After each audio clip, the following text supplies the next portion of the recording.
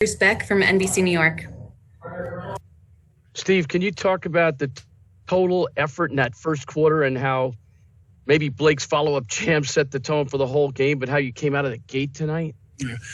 Yeah, great start. Guys were prepared and hungry and, not only played well, but, just battled and fought and scrapped, did the little things that it takes to win.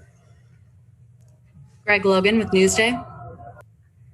Steve, what the decision to start Brown, was that basically to get your best defensive lineup out there? And how do you feel like he and Griffin set the tone against Middleton and Giannis in the first half? Yeah, like I said, they really came out and played well to start the game. A lot of energy, a lot of fight. And, Blake's been playing very well and doing all the little things. And we know Bruce does that as well. So just their energy and fight, I think, was fantastic. It's contagious. And I thought the whole group really performed well out the gates. Alex Schiffer with The Athletic. Hey, Steve, you said a couple months ago how there were certain guards that would laugh you out of the gym if you asked them to screen the way Bruce does for you guys. I mean, he seemed to cause the Bucks defense a lot of problems with that. Just can you kind of speak to what his impact was offensively with that tonight? Yeah, it's a rare skill for a guard to screen and roll like that. He's quick, he's smart. He screens and he also gets in and out quickly. So he makes it very difficult to defend because of his pace. And then when he does get the ball, he's really skilled at rolling and making a play or drawing the defense and passing to his teammates. So it's really unique to have a guard be able to pick that up and do it so well and almost seamlessly. He did it from day one when we asked him to do that. Almost naturally. So it's it's valuable and it's impressive. And he's just been a really great piece for us. Christian Winfield with the New York Daily News. Coach, when you think of the teams most likely to come out of the East, there's obviously you guys, there's Philly, and there's Milwaukee. To beat another team that is obviously hoping to compete for a championship, to beat them by, 39 tonight? Do you bask in that satisfaction at all, or do you balance that by remembering that you guys have to go on the road and win 2 there as well? Yeah, no, it's whether you win by 2 or you win by 25, it's just one game. We held home court. We performed well in the 2 games. For our group, we want to keep growing, keep getting better. We're still very new to one another, and so there's a lot of things that we can continue to refine and improve. And we'll go and try to keep improving in Milwaukee. Brian Lewis with the New York Post. Hey, Steve. Giannis averaged almost 40 against you in the regular season. I'm curious, in your mind, the 2 or 3 biggest factors in being able to hold him defensively and not let him basically break the whole game plan? Well, I think we've just competed. You could talk about schemes and all that stuff, but really our fight and our level of competition, guys being locked in, being aware of the game plan and being able to take care of details has been outstanding, and it's got to continue. It's even got to improve. They're gonna raise their level, and we got to raise ours as well. Steve Lichtenstein with WFAN. Hey, Steve, that ferocity that you just mentioned, is that just a matter of turning on the switch, knowing the opponent, or do you think it's a little bit about continuity playing together?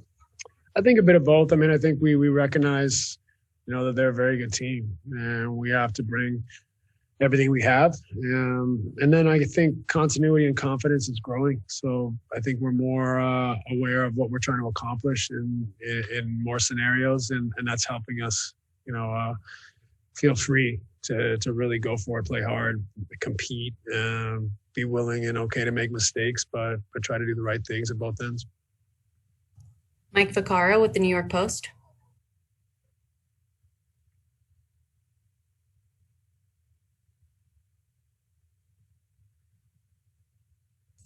Mike, you're on mute. Can you hear me now? Sorry. Yep. Steve, obviously you sat here and answered 1,000 questions from us about defense all season long. What does it mean to you to walk off the court and see that number on under the Bucks. I mean, I realize there's a lot of mitigating circumstances to why it's that number in a blowout, but I mean, that's got to be satisfying to you, I would think. Yeah, of course. The guys have worked hard at it this year, trying to find, our best kind of level defensively, what works for us, how we can refine and improve it.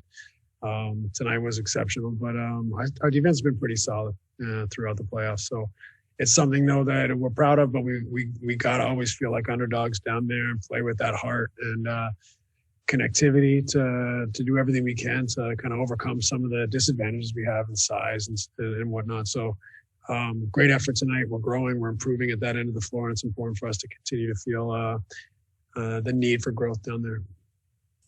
Surat Sohi with The Ringer. Hey, Steve, I was just wondering what your thoughts were on why, your guys' offense seems like it is chugging along no matter who it is that's on the court.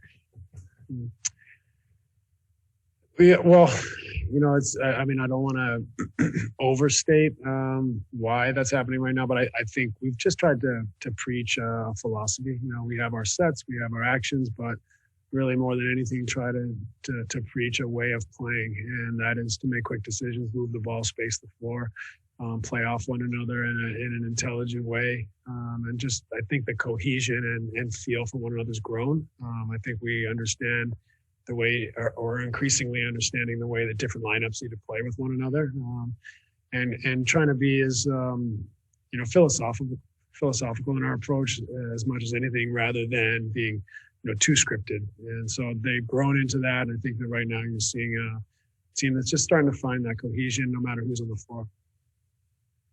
Stephen Bondi with the New York Daily News. Hey, Coach, you obviously saw a lot of KD in Golden State and even before that in OKC. And I'm thinking about that play at the end of the third quarter when he blew past Giannis. I mean, how close is he physically to what he was back then, even post Achilles surgery? Yeah, I mean, it's really hard to tell the difference. He's not only executing at that level, but he's able to play the minutes and able to sustain such a high level of efficiency. So it's hard to say that he has any dip at this point. And his game's picked up as we go. He's gotten, I think, more reps, more comfort, and especially defensively and on the boards and some of the things that, when you're a player that hasn't played for a long time and you're a scorer like that, you're going to focus on trying to get that back first. And so he did that, and then he started to pick up the other parts of his game. And so he's, it's very difficult to distinguish, him now opposed to before the surgery. Thanks so much, Coach. We appreciate it. Thanks. Good night, everyone.